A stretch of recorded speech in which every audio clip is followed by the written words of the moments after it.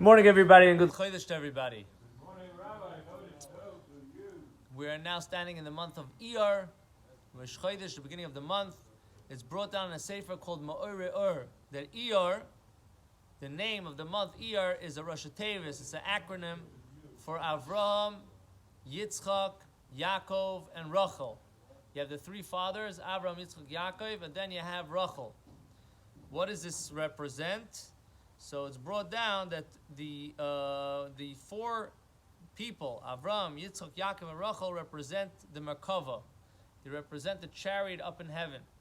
There's another place that's brought down that the Merkava is Avraham, Yitzchak, Yaakov, and the fourth is four wheels, like four sides.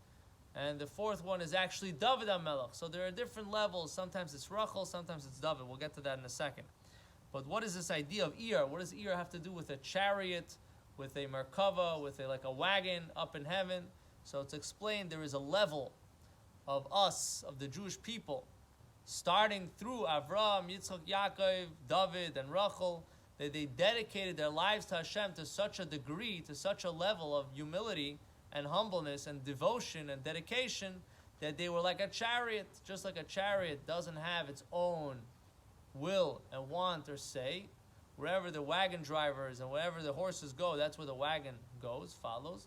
So too, there is this concept that we have to dedicate ourselves to Hashem in that way. That not that what I want and what He wants and what I want she should want. I'm putting myself in front of Hashem. Whatever Hashem tells me to do, I do. There's a story that's told of one of the great Hasidic masters, that he was visiting another rabbi, and that rabbi took a nap in the middle of the day. So he says, I want to show you something. He went and he put his hand over the mezuzah, and the rabbi all of a sudden got up. He felt that there was something covering the mezuzah in his room.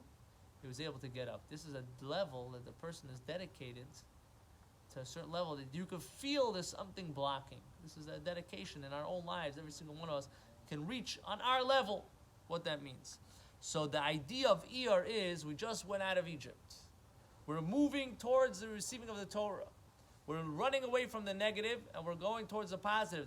There's a melting pot in the middle that we have to dedicate ourselves to Hashem to be able to go away from the negative and to be able to get ready to receive the Torah. So this process is in this month.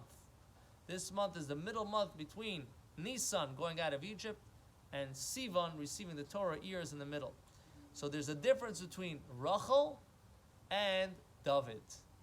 Rachel is a Reish, and Reish stands for the word Rosh. Rosh means poor. And David also has the idea of a sense of poor, which is the Dal. Dal means the person that doesn't have.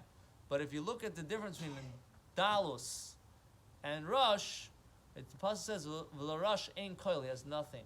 So in a sense, when it comes to representing this specific idea of dedicating yourself and elevating yourself to Hashem, in a sense, Rachel is, in a sense, more on that level than David.